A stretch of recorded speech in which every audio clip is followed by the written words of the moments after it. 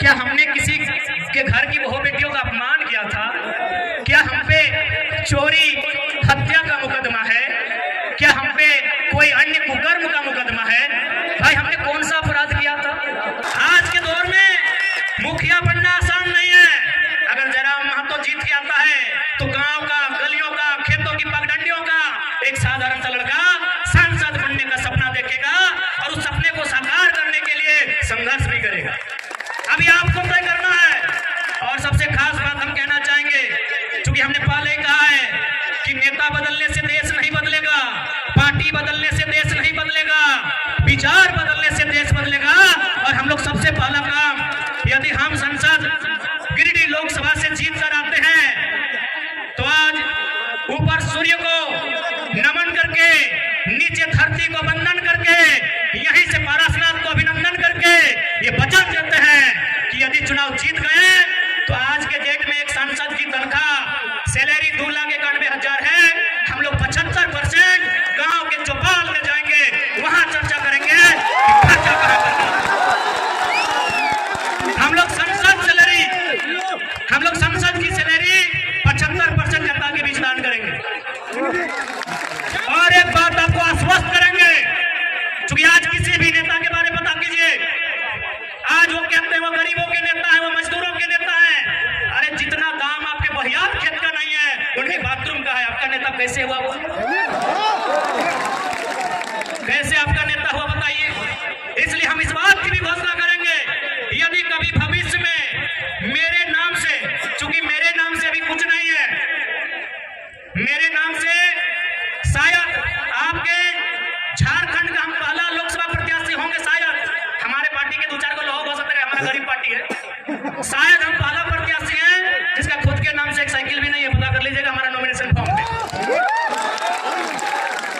हमारा खेती बाड़ी चित्तरपुर पंचायत टोला मानडार के अंतर्गत आता है। हम लोग का जो बाप दादा का संपत्ति है, आज पूरे होश हवस में कहते हैं, अगर भविष्य में हम चुनाव जीतते हैं और मेरा अगर 1 इंच जमीन भी मेरे जिला से बाहर रहेगा, मां कसम वोट मत दीजिएगा अगला बार। सोच से भारत बनेगा, नए सोच से नया भारत बनेगा, नए व्यवस्था परिवर्तन से नया भारत बनेगा। इनकी घटिया सोच से भारत कभी नहीं बनेगा। हम पूरे होश हवस में कहते हैं, क्योंकि मैं बार बार कहता हूं पारसनाथ को साक्षी मानते हैं। हालांकि कुछ लोग पारसनाथ के नाम सुनते हैं और हालत खराब होने लगता है। होने दीजिए, है भाई मेरा गार्जियन है तो है तो है, तभी तो गरज के अकड़ के चलते हैं। कोई हमारा बाल उखाड़ने का कोशिश कीजिए ना, अगर पारसनाथ पहाड़ उसका खाल नहीं उखाड़ लिया तो बेकार रहिएगा।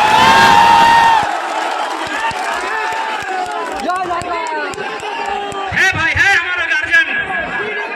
हमारे पीछे कोई गॉडफादर नहीं खड़ा है, हमारे पीछे कोई विधायक सांसद नहीं खड़ा है। हमारे पीछे हमारा इतिहास, हमारी आस्था, हमारी परंपरा, माटी राज पारसनाथ पहाड़ खड़ा है। जिसको हरियाणा है सामने आके आंख मिला के बात कीजिए। पानी का पीले। इसलिए आज आपको हम संदेश देंगे कि 1 इंच भी जमीन अगर मेरे क्षेत्र से बाहर आप सुनेंगे, हम आपसे वादा करते हैं, हम अगर आप प्रमाण दे देंगे, हम दोबारा आपके पास कहीं वोट मांगने नहीं जाएंगे। आज 25 जून का दिन होगा। 25 जून एकदम भरखर गर्मी का महीना,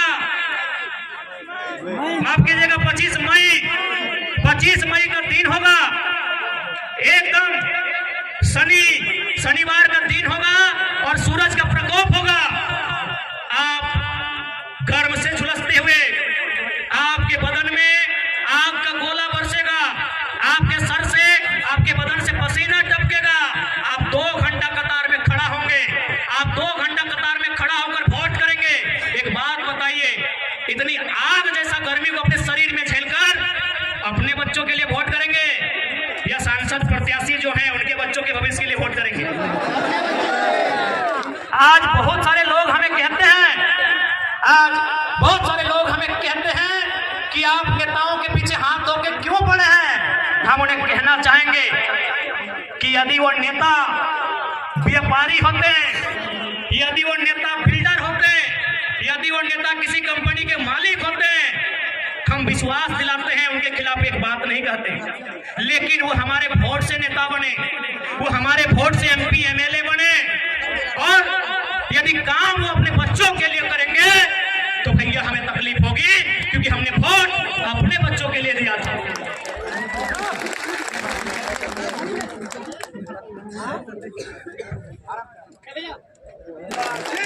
इसलिए आज ध्वनि के बीच स्पष्ट क्या चाहो, और साथ ही साथ ध्वनि के मन में एक सवाल आवो कि हमने की काम करवाए, तो पहला काम कहना चाह रहे हैं कि अगर हम लोग जीतेंगे तो क्या हो सकता है, क्या कर सकते हैं। आप 25 मई को जिस दिन वोट देने के लिए जाएंगे, 25 मई को जिस दिन अपने घर से आप वोट देने के लिए जाएंगे, एक काम कीजिएगा, आप अपने घर से अपने मतदान केंद्र की दूरी को नाप लीजिएगा। मतदान केंद्र यानी जहां आप वोट देने जाएंगे, किसी मिडिल स्कूल में, किसी पंचायत भवन में, किसी आंगनबाड़ी में, आपके घर से जहां भी आप वोट देने के लिए जाएंगे वहां की दूरी नाप लीजिएगा। क्योंकि हम लोग जो पहला काम करेंगे वो काम ये होगा कि जितनी दूरी पर जाके आप हमें वोट देंगे उसकी आधी दूरी पर हम लोग संसद लाइब्रेरी की स्थापना करेंगे। उसकी आधी दूरी पे एकदम ऑन दी रिकॉर्ड कहते हैं, लाइव चल रहा है, मीडिया रिकॉर्ड कर रही है। गिरिडीह लोकसभा में 22 सबूत आते हैं, सौगंध इस गिरिडीह लोकसभा की मिट्टी की, सौगंध झारखंड की जनता का।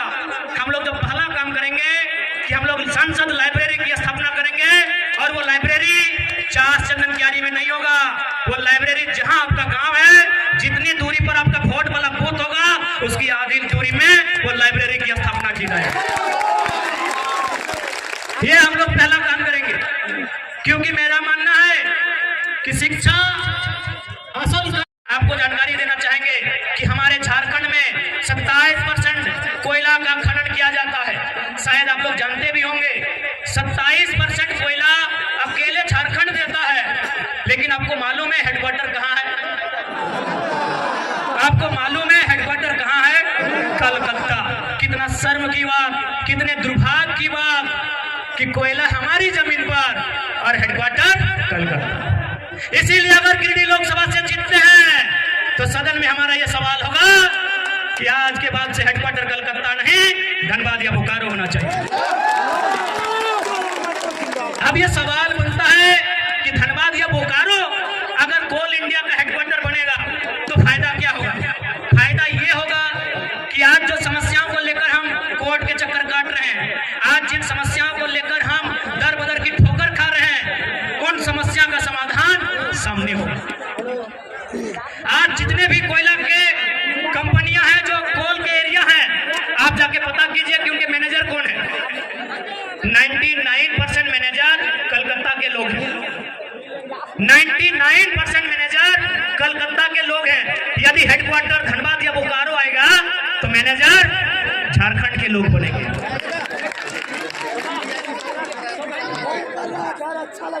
सोच लिया था क्या हमने किसी के घर की बहू बेटियों का अपमान किया था? क्या हम पे चोरी हत्या का मुकदमा है? क्या हम पे कोई अन्य कुकर्म का मुकदमा है? भाई हमने कौन सा अपराध किया था? हम तो छात्रों की आवाज बनने रांची गए थे। छात्रों का मांग था कि नियोजन नीति बननी चाहिए। क्या झारखंड के लिए कानून बनाने की मांग करना अपराध है? क्या गुनाह है?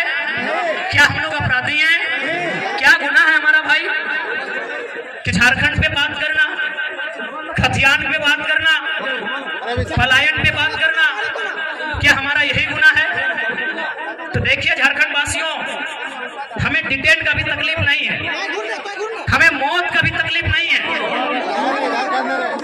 बस हमें इस बात की तकलीफ है कि झारखंडियों का गुनाह क्या है कि आज आपको एक छात्र को इतनी भारी पुलिस बल के साथ डिटेन करने आना पड़ा।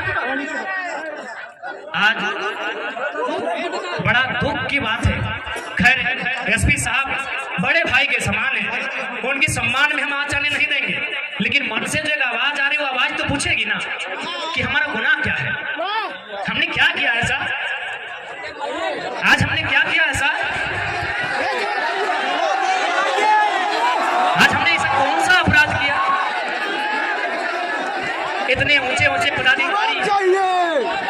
इतनी बड़ी बड़ी तगमे उनके कंधों पर, इतने बड़े बड़े सितारे उनके कंधों पर।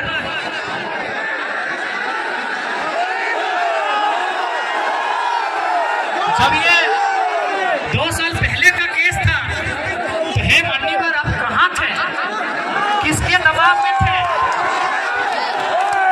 जब ये केस 2 सालों का था, जब ये केस 2 साल पुराना था, मान्यवर आप कहाँ थे? हे मान्यवर, हे महामहिम, हे कलयुग के अवतार, आप अवतार हैं भाई। आपके पास लाठी, आपकी कमर में पिस्तौल, आप अवतार हैं, आप कलयुग के अवतार हैं, अवतारी पुरुष, आप सब कहाँ थे? किस राजनेता की महत्वाकांक्षा आपको यहाँ खींच के लाई?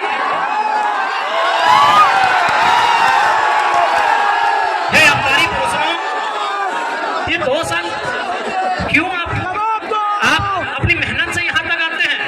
आप जनता को बेवकूफ बनाकर नहीं आते हैं, नेता बेवकूफ बनाते हैं। उनके सामने आप इतने गौण हो जाते हैं, आप इतने बौने हो जाते हैं, आप इतने मौन हो जाते हैं। तो सच में अगर आपको लगता है कि आज के नेता आपको काम करने अच्छा से नहीं दे रहे हैं, तो आपको विश्वास दिलाते हैं 24 में हमारी सरकार बनाई है, आपको सम्मान के साथ काम करने दिया जाए।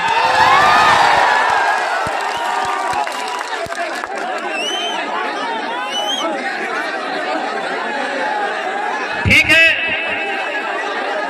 आप सभी से प्रार्थना है, शांति व्यवस्था बनाए रखेंगे, लेकिन नॉमिनेशन रद्द करने का धमकी बेकार दे रहे हैं। हम लोग संसद में जाना चाहते हैं, अपराधी मत बनाइए। चुनाव लड़ना उद्देश्य नहीं है, मकसद नहीं है, रद्द कर दीजिए। जाएंगे परस्ता झुमरा में हम लोग रहेंगे।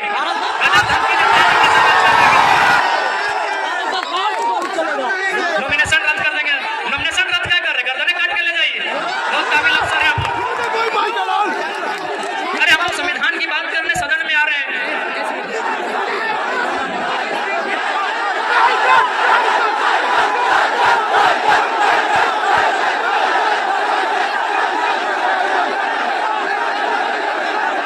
ठीक है, तो आज जितने भी जनता जनार्दन आए हैं, विशेष धन्यवाद आयोजन कमेटी का, जिसमें आलोक बाबू, हमारे करमदा, हमारे महासचिव माननीय इस क्षेत्र के हमारे लोकेश बाबू और उनके साथ मदन सर का भी, जो भी इस क्षेत्र के अर्जुन दा, अमित जी, सभी का धन्यवाद देते हैं। विशेषकर आलोक दा, रोनित बाबू भी, विशाल जी बड़ा अच्छा काम किए। और मीडिया कर्मी जो भी आए, आपका बहुत बहुत धन्यवाद। तमाम मीडिया कर्मी आए हैं, आपका धन्यवाद। तमाम मीडिया कर्मी, प्रशासन आपका भी धन्यवाद, आपने कोऑपरेट किया। ड्यूटी का सवाल है, आप भी मजबूर रहते हैं। बाकी जितने जनता जनार्दन आए उनका धन्यवाद, सभी को जोहार करते हैं। राहुल जी भी बीच में थे, राजकुमार दा है, शिवाजी है, सबका धन्यवाद, जोहार करते हैं। ठीक है, आप लोग